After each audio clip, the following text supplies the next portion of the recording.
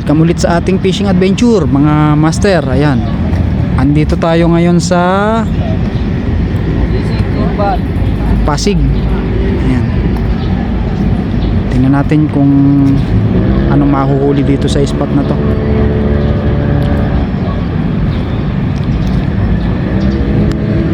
Ayan, may mga namimiwas dito. Ayan, marami raw nahuli ditong mga cream dory at saka hito, dalag. Kaya susubok tayo ano. Ayan, tabi siya ng highway. Ayan, may dam.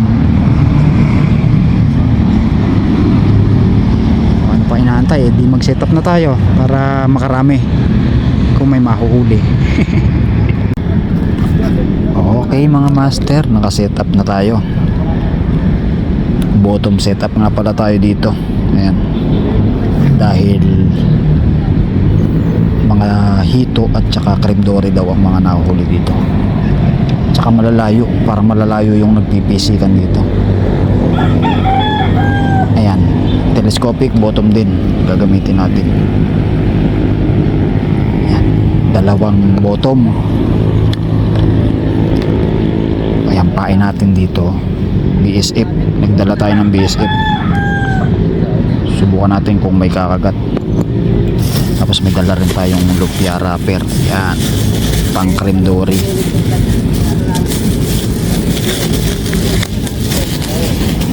Subukan natin ang lumpia wrapper. Yun o, may mga nagpipisagan na lalaki. Dito sa Bukana meron din. Yun, may kalimbang nung makakabit pala yung kalimbang. Okay, ayan, nakapain na tayo mga ka-fishmate, mga master. Ayan, lumpia wrapper pang dory. Subukan natin kung may kakagat. Pepper scotch tayo. Ayan, marami na, dumarami na yung mga angler. Sasabitan kaya dito, may mga puno eh. Baka makasabit tayo ng mangga. Mangga yung mahuli natin.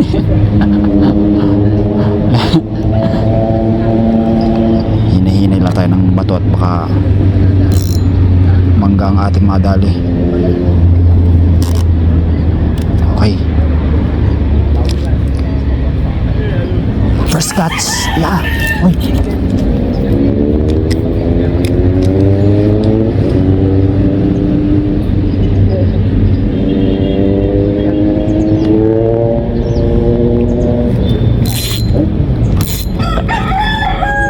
ibaba.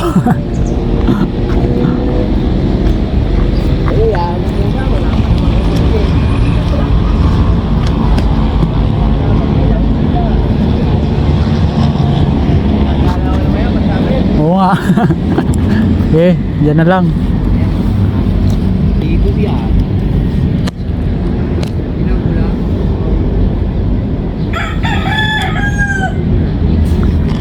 Okay,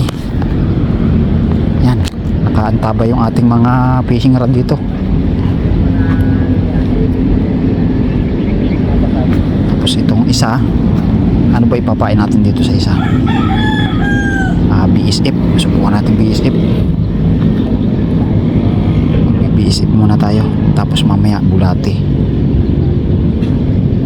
May dala naman bulati yung ating kasamang angler, ka-angler, si Tony, nagtitinda ng bulati. Bibili tayo mamaya. Hindi naman libre yun dahil namumuhunan siya doon.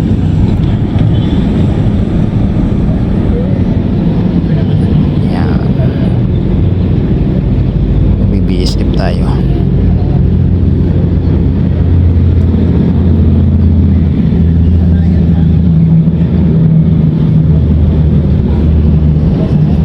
Ito lang pagtuhog ng BSF.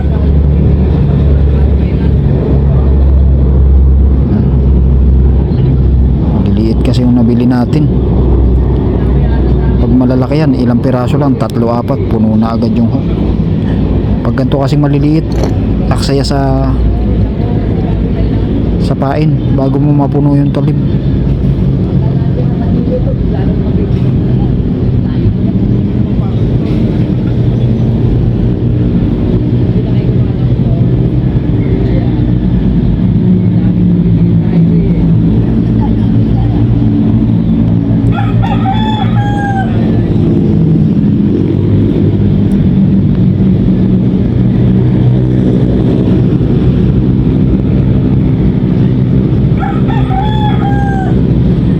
Ayan, BSF. BSF yung ating pangalawang rad. Mahagis tayo dito. Dagdagan natin yung ating sinker dahil baka hindi tumakbo ng malayo. Yun. Tayo sa medyo malapit lang ito.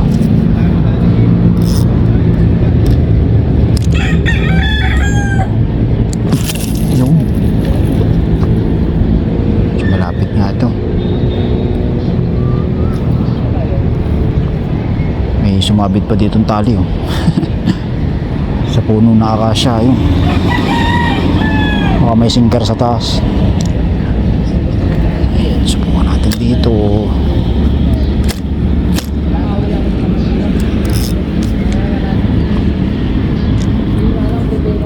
Tayo natin ang rad.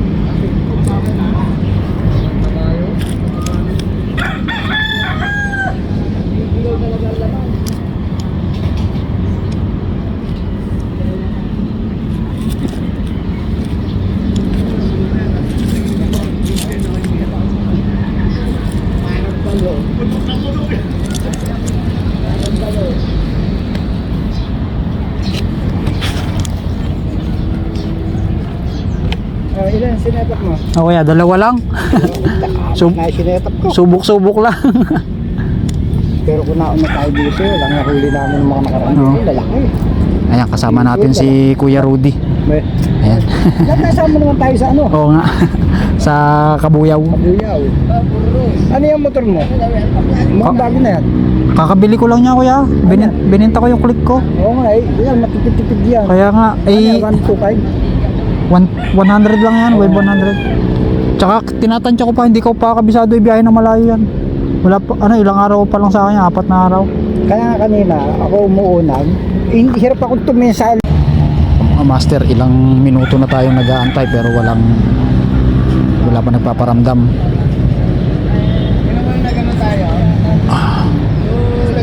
Yan talaga kapag nag-aantay ng dawi, talagang tiyaga-tiyaga, antay-antay tayo. Pero dun kasi marami nagpipisagan bandang gitna at saka dun sa gilid dun medyo madamo. Yan, may mga kangkong dun. Malamang dun nagtatambayan yung mga isda. Tsaka nasa parting gitna yan dyan. Dito medyo tabi, halos parang madalang dito ang isda. Tsaka hagisan na kasi dito lagi ng mga namimingwit. Kaya siguro yung ibang isda nadadala. Tsaka medyo malalim talaga doon sa gitna, talagang lumalayo ang isda, doon sila nagtatambayan. Pwede sana tayo umikot dito. Dito babaybayin natin yung gilid. Tapos doon tayo maglalawit, maghahagis. Maya maya. Pero obserbahan muna natin dito, baka makachamba tayo dito, baka may kumagat. Antay-antay lang tayo. Mga hanggang gabi. Hanggang gabi na.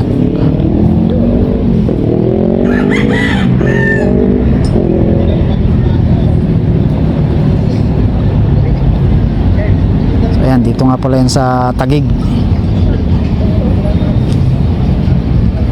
Taguig ito, Taguig. Tagig. Dito tayo sa parang siya, parang hindi malaman kung fish pan o kung kangkungan. Kasi may siya, may dam. Ayan, patagos siya ng lawa. Yung lawa na kadugsong niyan papunta sa Laguna de Bay, sa lawa ng Laguna. Ayan, may dam siya, may lagusan. So ayan, antay-antay tayo ng kagatan. Ayan, makalipas ang 30 minutos wala pa rin kumakagat. Matyaga pa rin tayo nag-aabang at nag-aantay ng dawi. So habang tayo nag-aabang ng kagat, tayo muna ang kumagat. Ayan, mag-almusal muna tayo. At kape, syempre kape tayo. Ayan, kape tayo matamis. Ayan, bawal ipakita yung brand, pero alam nyo na to. Ayan.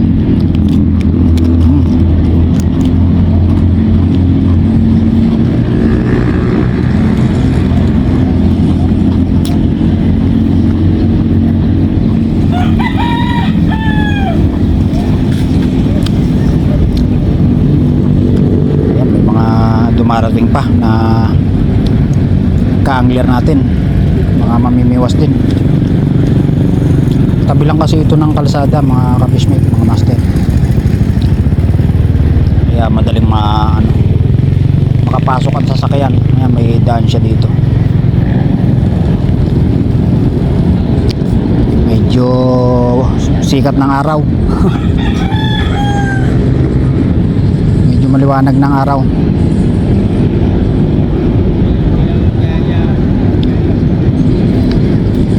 Naka-standby ang ating mga ka-angler. Yung isa busy naglalaro. Okay, tinatak na yung rod mo.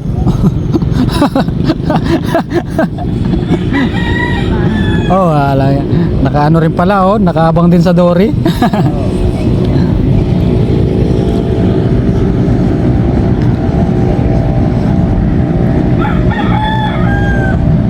Tayo pa rin tayo ng kagat.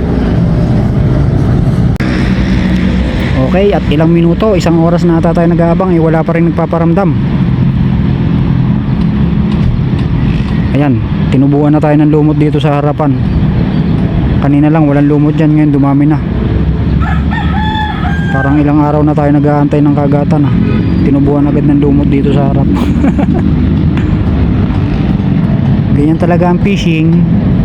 Bawal mainip. Kailangan mahaba ang PC mo, pasensya mo pag-aantay. Pag mainipin ka, hindi ka pwedeng maging angler, hindi ka pwedeng mamingwit. Doon ka sa fish pan pumuesto. Kada agis mo may kakagat kahit wala ng pain. Ganun talagang fishing, mga ka-fishmate, mga master. Hindi pagkahagis mo may kakagat ka agad. Syempre ang isda gumagala, kaya ang matsyempohan niyang pagkain doon niya lang masusunggaban. Minsan pa nga kahit nasunggaban na, nakakawala pa. Mauutak na rin ngayon ng mga isda. Hindi na sinasakmal lahat, nakakasama ang talim. Hinihila unti-unti yung pain kasi alam niya may palaman sa loob, kaya hindi niya sinasakmal. Mauutak na rin isda. May isip din kaya yan. Ayun, laki ng pumiglas dun. Puro piglas lang, walang nagpaparamdam, walang kumakagat. Ayan, dami na ng lumot Parang ilang araw na tayo naka-standby dito. Meron din yan. Tiga-tiga lang tayo. Nakahuli na nga yung ating kasama, ating ka-angler. Nakahuli na. Hito, ang laki.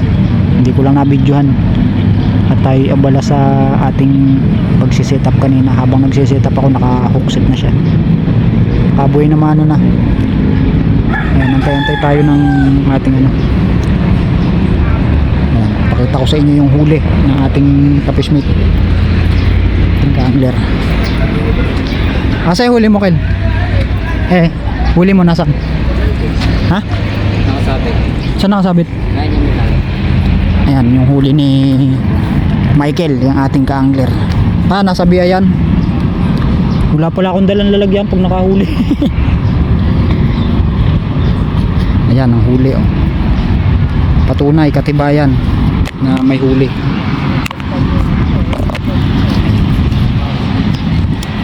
Mahulog yung cellphone Ayan laki lapad. African hito ang nadali ng ating ka-angler kasama natin. Lapad yan.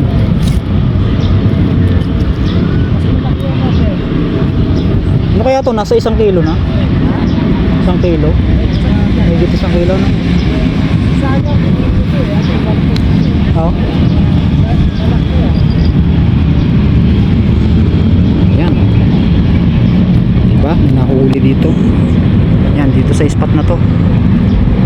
Kaya tiyagaan lang talaga. Matagal-tagal na mag-aantay. Pero pag may kumagat naman, sureable na malaki. Kaya tayo antay-antay rin. Baka pala rin. Ayun. Si Michael na naman nakadali. Ay, hito na naman. Dalag. Wala yan. Ah, laki. O yan, ang nahuli mga ka-fishmate, dalag. Yan mga master. Okay, kaya iangat yan. Yun. Okay, oh, hulog. Laki. Ba't ikaw lang? Kaya nga eh. May timpla yan yung pamain ni Michael. Oh. Wala. Yan, may buno nga tayong gala. Andiyan ang isda sa tapat niya. Marunong eh. Kaya kung maghapon Laki oh. Fish on, mga Ayan. kasima. May pulutan na. Di ba? Ang nahuhuli dito mga ka-fishmate oh. Ebidensya. Ayan. Ayan, lumipat tayo ng pwesto mga master. At mainit na dun. Marami na rin kasi nakapwesto dun. Ayun, halos dikit-dikit na rin yung rad. Kaya dito tayo sa medyo maluag-luag tsaka malilom dito. Ayan, may puno. Nasa ilalim tayo ng puno kaya presko. Ayan, nakaabang natin yung 2 bottom. May mga naka-floater din dito. Siyempre, as usual, antay-antay pa rin tayo ng kakagat. Hindi tayo may inip. Ganyan talagang namimingwit. Tiyagaan. Ubusan ng oras.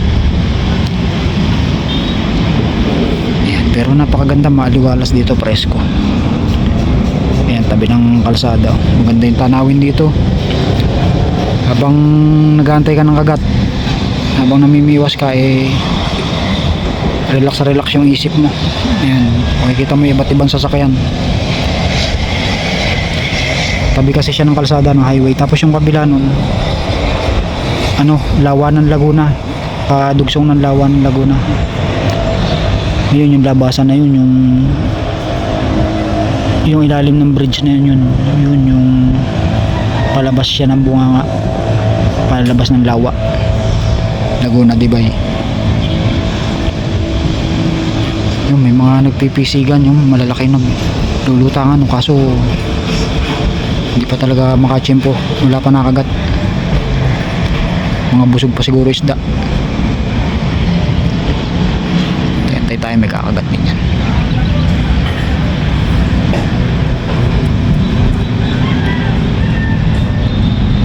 Pag nakahuli tayo, update.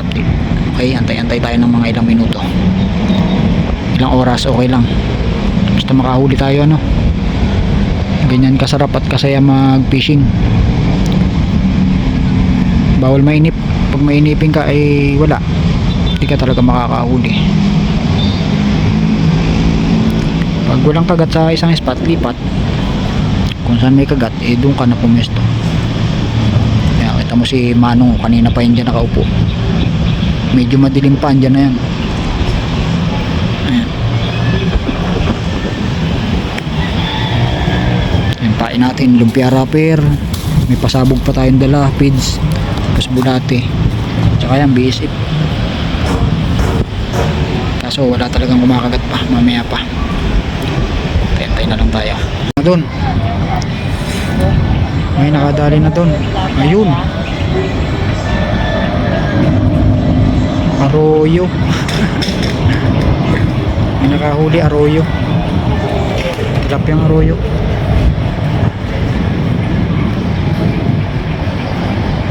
Ayan, yan. Ang nahuli. Bigat. Yung kasamaan ko, Bicolano Tingin ko may higit eh. May higit 2 kilo eh. Oh, yung May higit 2 kilo. mataba eh. Ang magpatay niya, lagi mo sa tiba, buhos ang may nito tubig. Yun nga. Para humiwala yung ano, yung shit. Ano, nasaan na yan? Ang taba, no? Ba? Ang bigat oh. Oo nga. Ang bigat na. Kung mahiwa ka. Ka lang ang tapon dyan eh. Ayan, mga master, mga ka-fishmate, ang nadali. lang ang tapon dyan. Tsaka yung dilaw. Oo, para ito. Ano daw yan sa cholesterol, pre? Yung gamot. Kaya to. Malundo.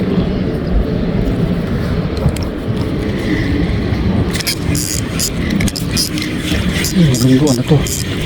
Malaki to. Uy. Arroyo na naman.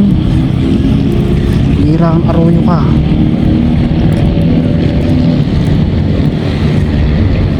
Arroyo, arroyo. Arroyo.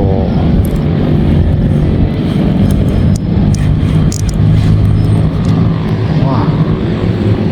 Arroyo na naman. Mga fishmate. Mga master, arroyo.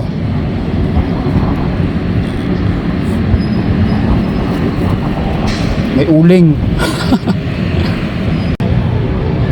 Okay mga master, hapon na. Wala na rin kumakagat.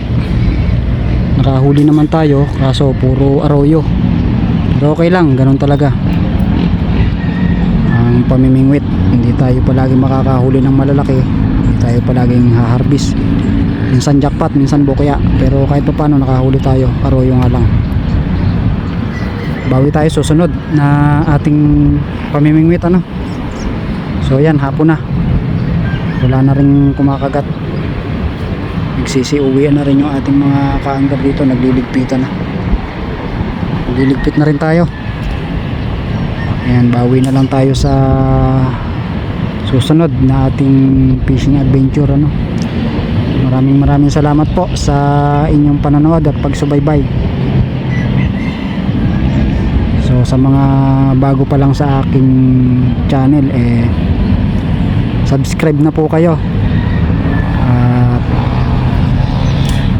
pakipindot na lang po ng ating notification bell at para updated po tayo sa ating mga ina-upload sa aking mga fishing adventure para mapanood nyo ang ating mga spot na pinupuntahan. So hanggang dito na lang po. Maraming pong salamat. Subscribe na po kayo sa ating fishing adventure Jan TV. Salamat po sa panonood. Hanggang sa susunod nating mga adventure ano. Update na lang po.